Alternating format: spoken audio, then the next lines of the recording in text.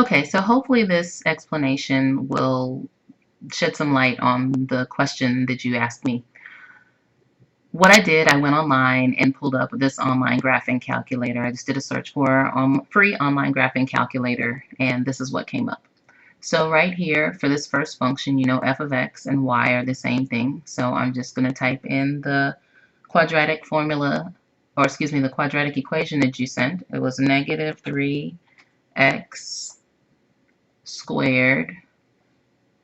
I think it was plus 3. Let me check real quick. Yes, plus 3. So negative 3x squared plus 3. And now I'm going to graph it. And this is the graph. Now, you said the first one, letter A, was from negative 1 to 1. So that's from here to here. So when x is negative 1, y is 0. And when x is 1, y is 0. And you can see that on the graph as well. This is my x-axis, and here's negative 1, and the graph crosses right there at 0. And here's where x is 1, and once again, the graph crosses right there at 0. So with that, I'm now going to go to the slope, or which is the same thing as rate of change. And this is our slope formula. The 2 and the 1 here just means that it comes from the second group, comes from the first group. So it's really supposed to be subscripts, but I couldn't make them smaller or bigger here. So that's why it looks like a big Y and a big 2, a big Y and a big 1.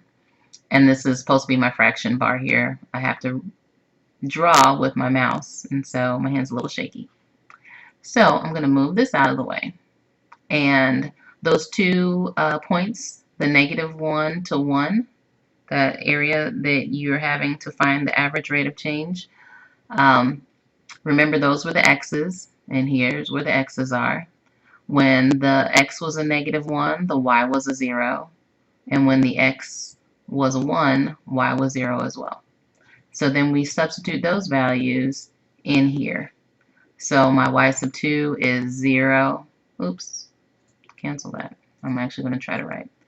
So we had 0 minus, and then my y sub 1 is 0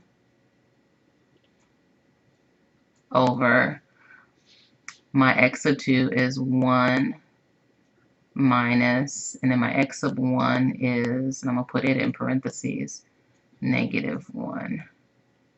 And I just put it in parentheses because it had a negative on it, and the formula has a minus in it. So just to kind of distinguish between that. And I'm actually going to use some colors here. You know that when we have minus and negative, it turns into plus. So technically what we have here is 0 minus 0 is 0, and 1 plus 1 is 2. But when you reduce this fraction, 0 above in the numerator, that's a good thing. That gives us an answer of 0.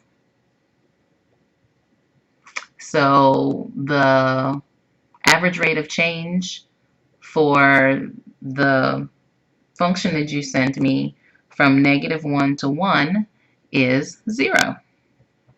And then you would do the same thing for your b from 4 to 6, and from, I don't know if this is 2 to 5 or 2 to negative 5. I'm not sure. But let me go back to there. Here we go. So here's 4. They don't show us 6 on here. And I think I can go here and say 4 to 6. And then do another pair over here. 2. And I'm just assuming this is a negative 5. So I'm going to say 2 to negative 5. If it's a regular 5, I'll put 5 here too. And let's see. Plot points. Zoom out. Nope. Okay. Maybe it doesn't do that. Let's see.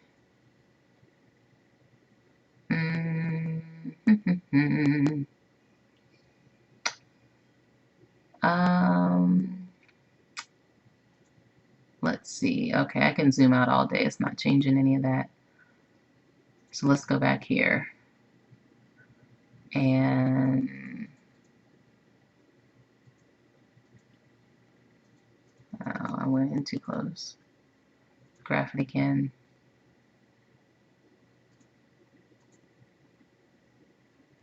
I guess that's what it was. So to get these values, because this particular graph, I could stretch it longer, it's still not going to go past 4. So one of the other points that you were wanting was 4 and 6. So let's see, 4 is on here, 6 is not.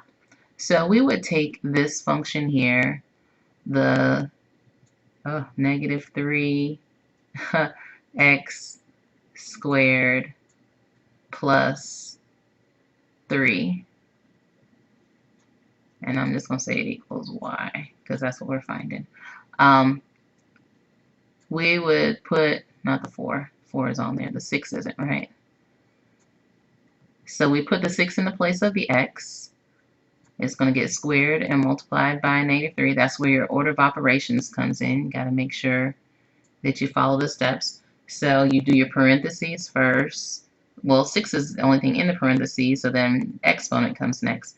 So that's going to be a negative 3 that's going to get multiplied by 6 squared, which is 36. And then plus 3. And then now we've multiplied negative times positive. I'm going to put this over here, which is a negative. 6 times 3 is 18. Carry the 1. 9 and 1 is 10. So that's negative 108 plus 3. And because they're different signs, we're actually taking 3 away from that.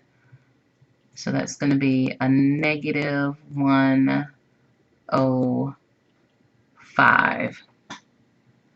So now going back here, when x is 4, y is negative 45.